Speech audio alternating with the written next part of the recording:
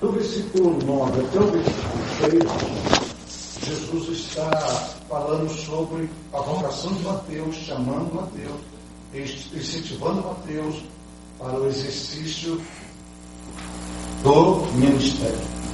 Quando chegamos no versículo 14 ao versículo 17, Jesus não cura, ele vai para uma parte pedagógica.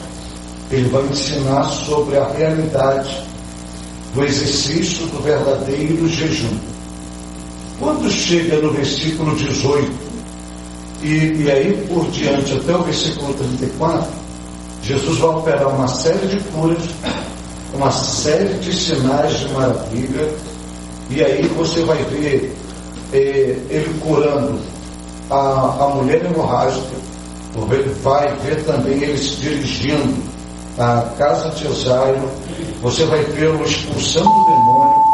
Há uma série de atividades, ou seja, depois dessa operacionalidade, o que cabia a Jesus era parar tudo e se descansar, renovar suas forças físicas, suas forças emocionais e se preparar para o próximo dia, para a próxima atividade. Mas quando você chega no versículo 35, você não percebe essa atitude de Jesus. Você percebe Jesus dando continuidade. Você percebe Jesus em ação. Você percebe Jesus praticando. E tem algo no versículo 35, que a gente vai falar um pouco hoje, que diz assim: e percorria Jesus todas as cidades e aldeias. Então, uma das coisas que você olha aqui para o versículo 35, você vai ver que Jesus está colocando em prática, apesar de todas as suas atividades, o ministério tríplice dele. Vamos olhar para o versículo 35, vamos visualizar aqui o tríplice ministério de Jesus. Vê se você vê ensino no versículo 35. Vê se você vê pregação no versículo 35. E vê se você vê cura no versículo 35. É o tripé do ministério de Jesus: ensino, pregação e cura. Jesus está colocando isso em prática. E Jesus está colocando isso em prática. Ele está nessa atividade.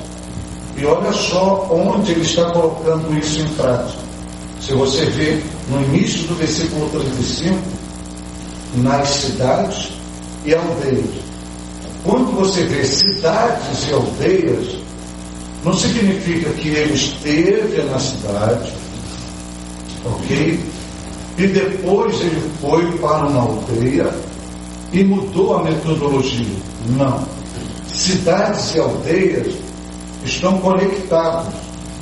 É uma ação simultânea de Jesus. Ou seja, na mesma proporcionalidade que na cidade ele atuava com ensino, pregação, cura, na mesma essência, na mesma qualidade, nas aldeias. Em outras palavras, Jesus não abaixava o nível, ele mantinha a qualidade na mesma proporcionalidade que ele atendia às cidades, ele atendia às aldeias. Por que isso? Porque na mente de Jesus, ele não valorizava as pessoas pelo seu status social. Ele sempre valoriza a pessoa pelo que ele é. Então, na mesma qualidade que ele exercia nas cidades, é a mesma qualidade que ele exercia nas aldeias. Por quê? Porque o valor sempre está na alma da pessoa. E não que ele tem ou que a pessoa possui. Agora vamos dar uma olhadinha aqui neste versículo e a gente vai entender a perspectiva da visão de Jesus em relação à obra missionária. Dá uma olhadinha no início do versículo 36. Vê se você vê uma multidão no versículo 36. Ok? Agora tem um detalhe nesta multidão. Ninguém disse para Jesus que ali havia uma multidão. Ninguém informou para Jesus. Você vai ver no início que foi ele que viu. Ele que viu. Ou seja, ele bate os olhos e enxerga uma multidão. Agora preste atenção nesse próprio versículo 36. Ele está vendo uma multidão, que numa linguagem bem paupérrima é um sinônimo de um grupo de pessoas. Ele está vendo pessoas. Ele vai chamar de multidão. Ok? Ele vai ter compaixão delas.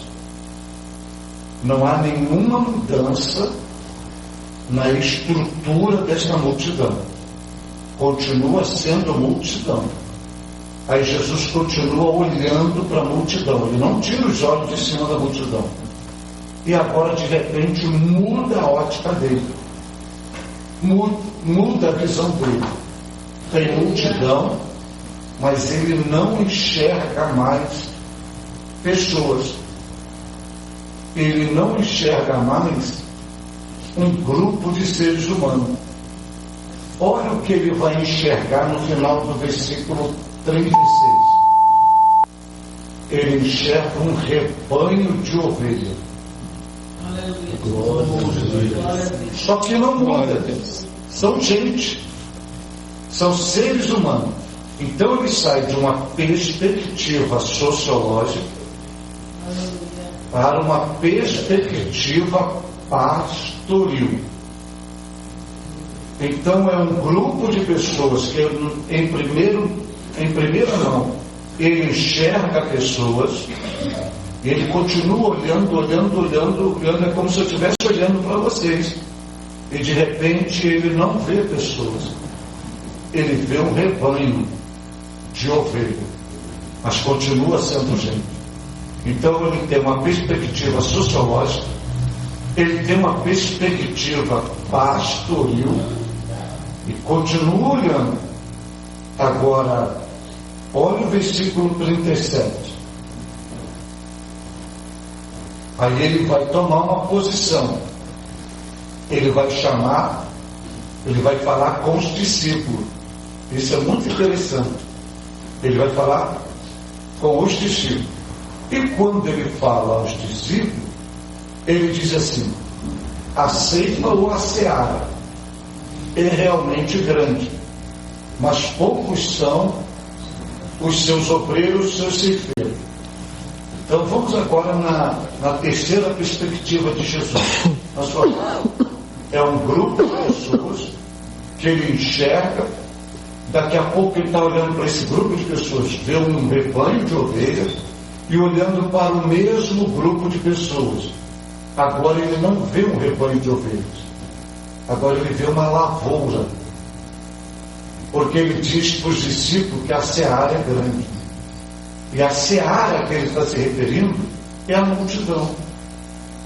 Olha a perspectiva dele, sociológica, pastoril e agora agrícola.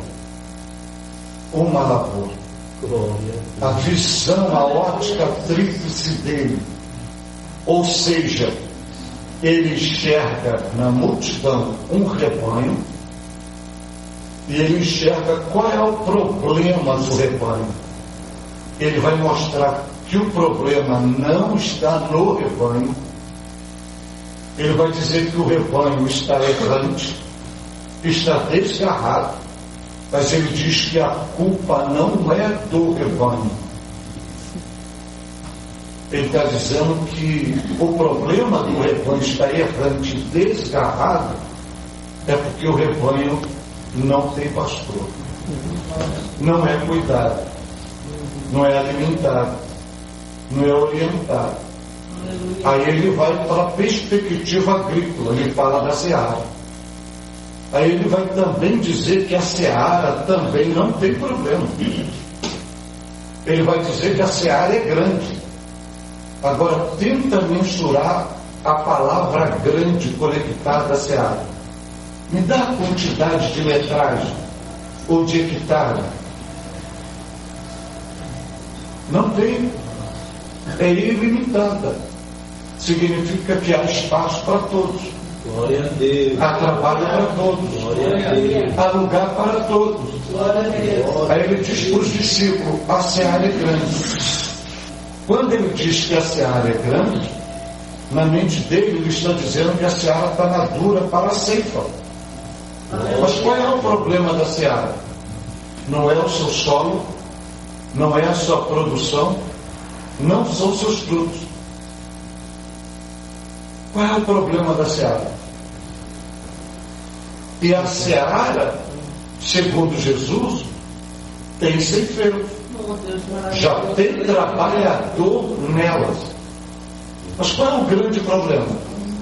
É que os trabalhadores que estão nela não atendem a demanda da seara. São poucos.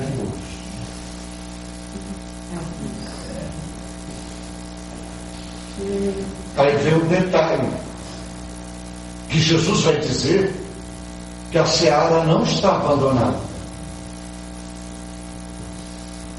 Apesar de poucos obreiros, poucos ceifeiros, Jesus vai ensinar que a seara tem um dono. E Jesus ensina aos discípulos, para os discípulos rogarem ao Senhor da seara. Agora aqui só tem um detalhe aqui, que é muito interessante nessa orientação de Jesus. Quem é essa multidão? São os judeus. Por que eles estão ausentes do pastor? Se eles têm líder, se tem sinagoga, se tem sacerdote, se tem levita, se tem escribas e fariseus, os doutores da lei. Só que nenhum deles se preocupava com a alma dessas pessoas.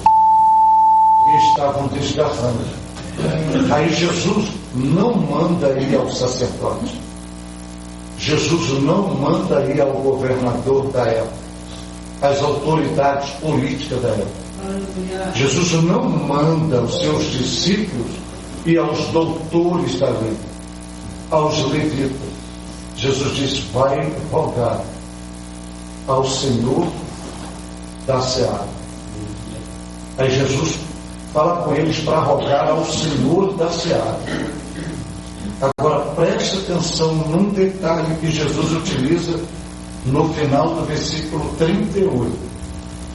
Rogai ao Senhor da seara que envie,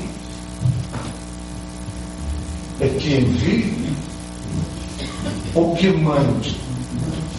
Ou seja, ninguém quer ser voluntário na seara. Para entrar na seara, só debaixo de um comando, só debaixo de uma ordenança. Que mande, é o Senhor que vai mandar. Vá para lá. Ou seja, não é o ceifeiro também que escolhe onde quer estar, o que quer fazer. É o Senhor da seara que manda.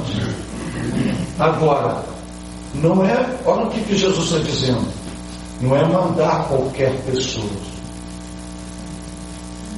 é que mande obreiros, ceifeiros. Agora veja só, não é uma seara, não é para colheita, ok? Então eu vou usar uma linguagem bem comum do dia a dia para entender a mente de Jesus. Se mandar um advogado, se mandar um juiz, se mandar um médico, se mandar um profissional, atenderia a demanda da seara? Jesus está dizendo que tem que ser um ceifeiro, uma pessoa especializada, preparada para a ceifa. Aleluia, Jesus. Aleluia. Agora, diante de tudo isso, para a gente entender a atitude de Jesus, Agora, olha para o início do versículo 35. E aqui começa o grande segredo. Vê se o versículo 35 começa assim: e percorria Jesus. Então, primeiro, vamos parar um pouco aqui. E percorria Jesus. Vou parar um pouco nesse verbo percorrer. Veja se Jesus mandou os discípulos percorrerem ou é ele que percorria. O verbo percorrer é um verbo de ação, é um verbo de movimento. Isso vem ensinar que Jesus nunca foi amante da inércia. Aleluia. Jesus sempre estava em movimento. Glória a Deus. Glória a Deus. Jesus era um ser em movimento, em ação. Aleluia. Agora preste atenção em um detalhe. E aqui tem algo muito extraordinário para nós. Quem é que percorria? Jesus. Ok? Jesus. Então vamos entender uns detalhes na pessoa de Jesus. Quem é Jesus? Você vai me dar uma série de títulos sobre Jesus. Mas eu vou trabalhar uma ideia de João 1,14.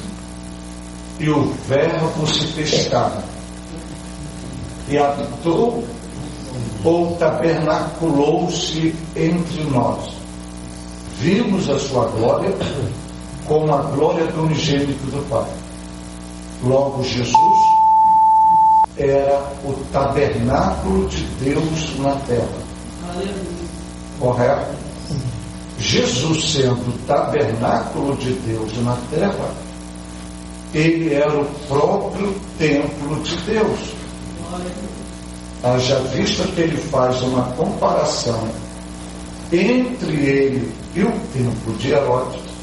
Ele diz, falando do seu corpo, que o templo seria derrubado e restaurado, restituído em 3 dias. E os discípulos não entendiam, pensando que era o templo físico. E ele está falando do seu próprio corpo. Então Jesus aqui é o templo de Deus. Então, como templo de Deus, esse templo está em movimento. Porque Jesus nunca fora um templo monumento, e sim um templo em movimento. Glória a Deus. E qual é a grande crise que a gente enfrenta hoje na obra missionária? É que a gente tem templo monumento, mas não tem templo em movimento. Hoje a gente tem templo com todas as riquezas, com todas as estruturas, com todas as ferramentas, com os melhores músicos, com os melhores instrumentos, com os melhores teólogos, com os melhores pregadores, mas se tornou um monumento. E Jesus não é um templo monumento, é um templo em movimento. E quando ele nos chamou, e quando ele nos designou para a obra missionária, ele nos designou para que possamos ser um templo em movimento. No entanto, Marcos 16:15, palavra de Jesus é: ide. Ide. E o que está por trás do ide? Caminho, se movimente, vá. É uma ação. Aí vocês me perguntam: e qual é a grande crise? Qual é o grande problema disso? É porque o templo em movimento, você vai ver aí Jesus, o templo em movimento, ele está percorrendo o quê? Aldeias, cidades e aldeias. Ele não olha para o status da pessoa. O templo monumento, ele já olha para o status da pessoa. O templo monumento, ele não quer pregar para fora. Ele não quer estabelecer sua base onde tem povo. Numa linguagem carioquês, ele quer estabelecer na cara do povo onde estão os empresários, onde estão os ricos, onde estão os milionários. Porque o templo monumento não valoriza a pessoa pelo que é, mas pelo que ela tem. Mas o templo em movimento, aí você vai ver aqui Jesus em aldeias e cidades e aldeias, fazendo o quê? Ensinando, pregando e curando.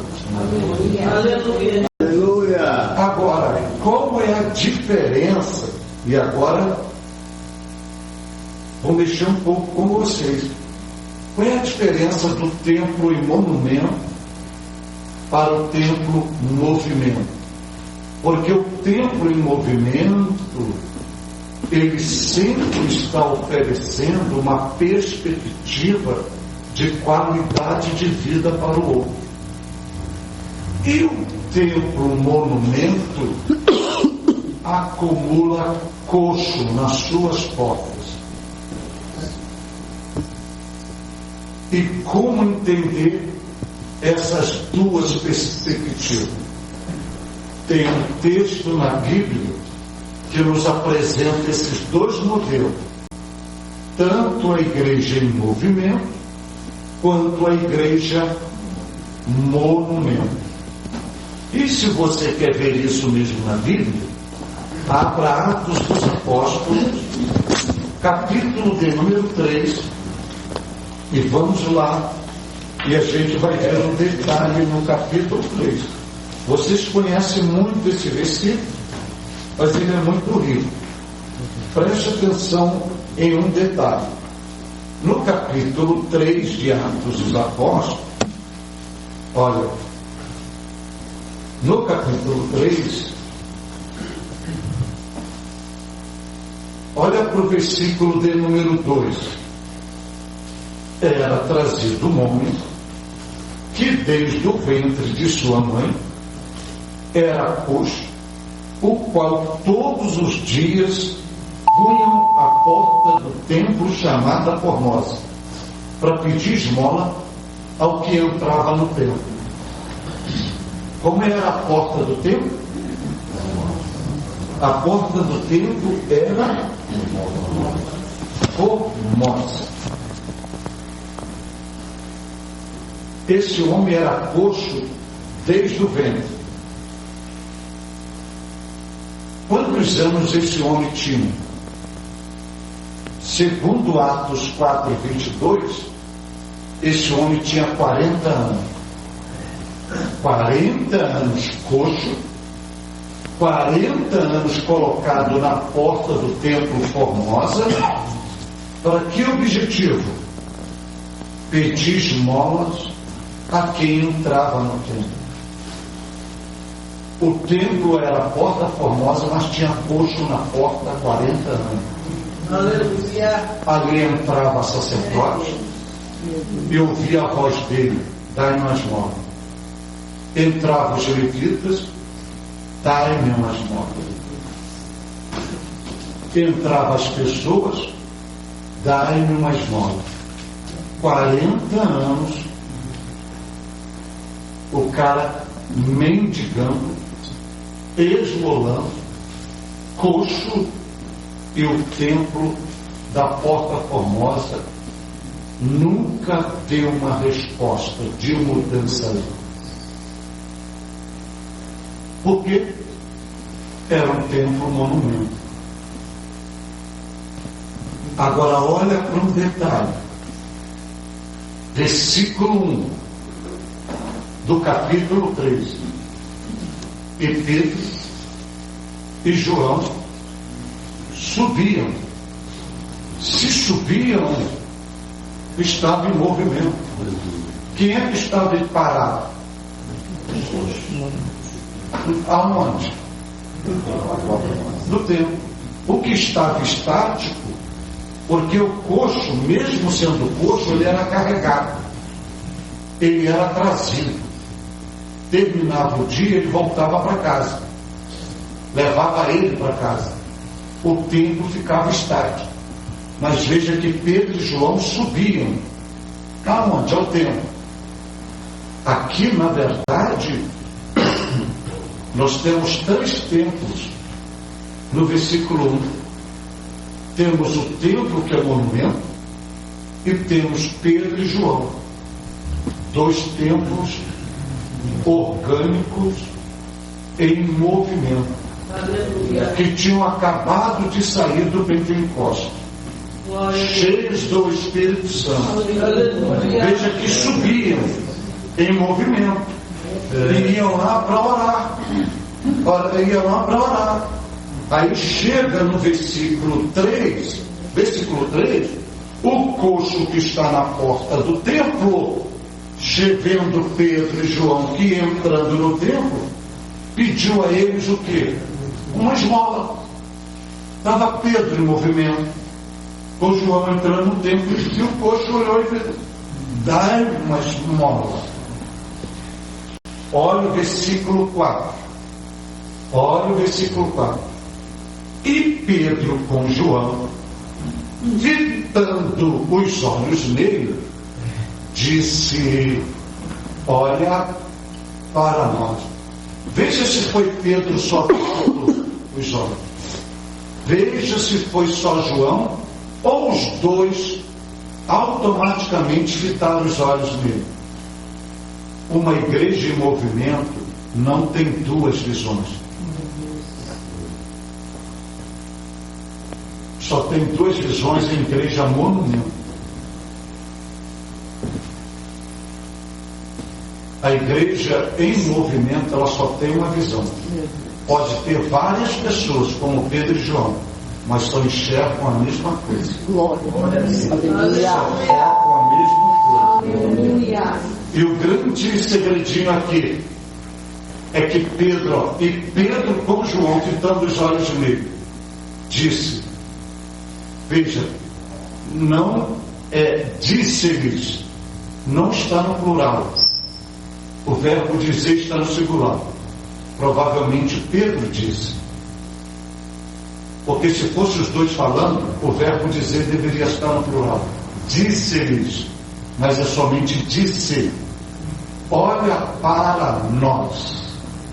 Uma pessoa falando, mandando olhar para 2. E por que isso? Por que diz? Olha para nós. Então tem 2 lições aqui. Primeiro, Pedro está dizendo: olha para nós. Se você olhar para Pedro, você vai ver João. Se você olhar para João, você vai ver Pedro. Porque uma igreja em movimento, ela caminha em unidade. Aleluia. Glória a Deus. Aleluia. Não é um que aparece, são todos que aparecem. Não é um que faz, são todos que fazem. Aleluia. Não é um que se destaca, são todos que se destacam. Aí olha para nós, mas também tem outro detalhe. Olha para nós, uma igreja em movimento. É Pedro e João dizendo: se você olhar para nós, você não vai ver Pedro e não vai ver João. Vocês vão ver Jesus. Amém. E se você olhar para Jesus, você vai ver Pedro e João. Onde está isso? No próximo versículo. E olhou para eles, esperando receber deles alguma coisa. O que ele esperava de receber deles? Alguma coisa, uma esmola. uma esmola. Aí olha o versículo 6. Pedro diz: eu não tenho esmola, eu não carrego esmola, também eu não carrego prata, eu não carrego ouro, eu carrego o dono da prata. Olha o que Pedro vai dizer assim: não tenho prata, não tenho ouro, mas o que tenho? O que tenho? Onde carrega a prata e ouro? Naquela época, num alforjezinho. Mas o que tenho é isso que eu te dou. O que ele tinha? Lembra de ontem eu reproduzi Cristo, tirar o Cristo dentro dele? Glória a Deus. Olha, o que eu tenho? O que eu tenho é Jesus. A igreja em movimento. Glória a Deus. Aleluia. Ela não vai ter uma conta bancária regalada, cheia, sobrando, com bilhões. Ela tem Jesus. A igreja em movimento, ela doa Jesus. Enquanto que a igreja em monumento tem coxo mendigando na sua porta, a igreja em movimento está oferecendo Jesus. Está dando Jesus. O que eu tenho, eu te dou. Em nome de Jesus Cristo Nazareno, levanta-te e anda. Ora, 40 anos que ele estava ali. O templo da Porta Formosa nunca disse isso para ele. Quem vai exercer autoridade sobre ele? Levanta e anda. É a igreja em movimento. Glória a Deus. Porque a igreja em monumento, me permita dizer, hoje ela é até 7. Se você falar em cura divina, eles põem dúvida. Se Jesus curou o câncer, vai ter alguém que diz: ó, não cura câncer. Quantas pessoas já vêm morrer de câncer? Quantas pessoas disseram que Jesus curou e o câncer voltou? Mas a igreja em movimento continua afirmando: levanta e anda, levanta e anda. Glória. Aleluia. Glória a Deus. Glória a Deus. Aleluia.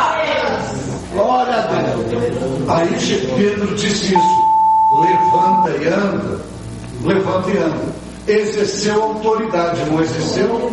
Poderia continuar entrando no templo, não poderia? Não fez isso.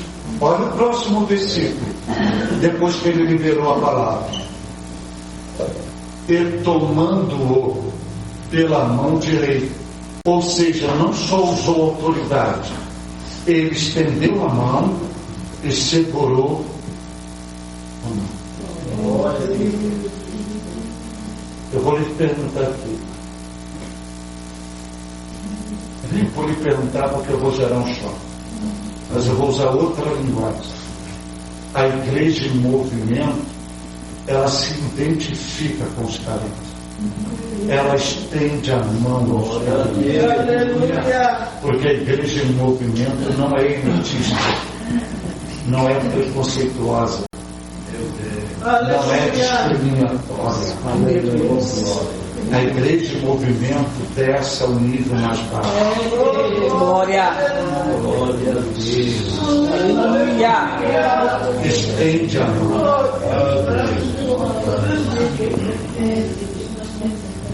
Aleluia.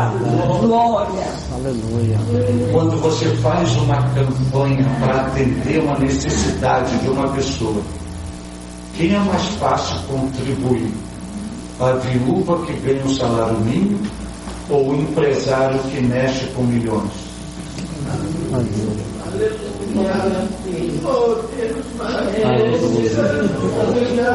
Porque a igreja em movimento estende a mão, desce ao outro, sente o que o outro está sentindo, valoriza o outro, Glória. acredita no resgate do outro, Aleluia. na mudança de vida. Aleluia.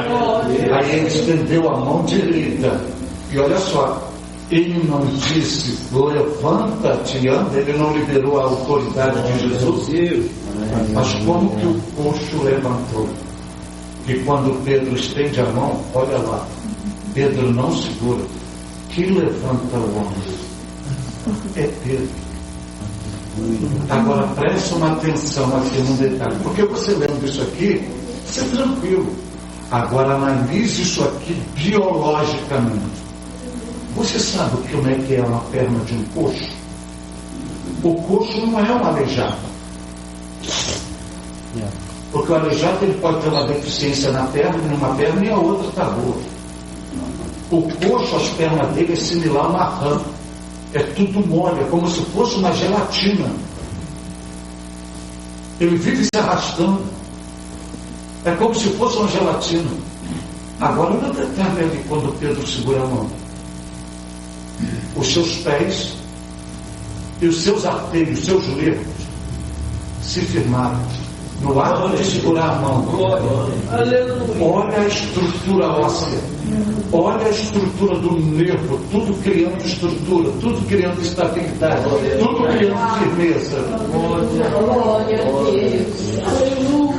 E há quanto tempo ele está na porta formosa, sentado, sendo carregado?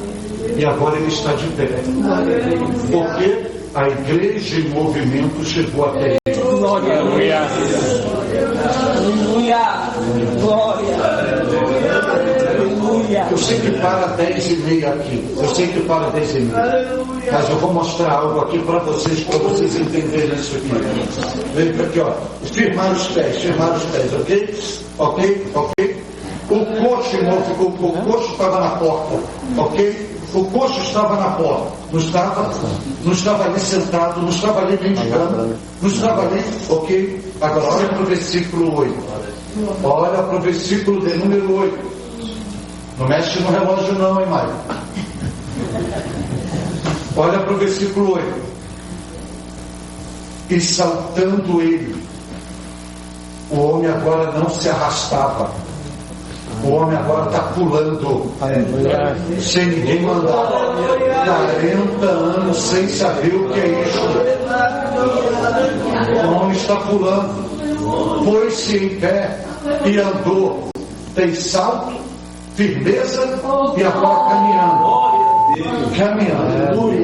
Agora o grande detalhe. Pedro e João estavam indo para onde? Para a oração, para o templo, ok? Aí recebe o pedido de esmola. Não tenho esmola. O que eu tenho eu te dou. Em nome de Jesus, anda. Levanta a mão. O homem se coloca de pé. O homem salta. O homem caminha. Em que momento Pedro e João chama o ex-coxo para dentro do templo? Em momento algum, Pedro chama o ex-coxo para o templo. Não há convite. Agora olha para o versículo 8. Aleluia. Entrou com eles no templo. Agora eu te pergunto, entrou no templo porque era o templo? Ou entrou no templo porque Pedro e João estavam entrando? Quem atraiu esse homem para o templo? Não foi o templo monumento, foi a igreja em movimento. Porque quando a igreja está em movimento, você não precisa convidar. O povo é atraído. Aleluia! Agora só um detalhe. Só um detalhe. Agora e a gente encerra aqui tudo. Encerra. E entrou com eles no templo. Agora veja a forma que ele entra no templo. Aleluia.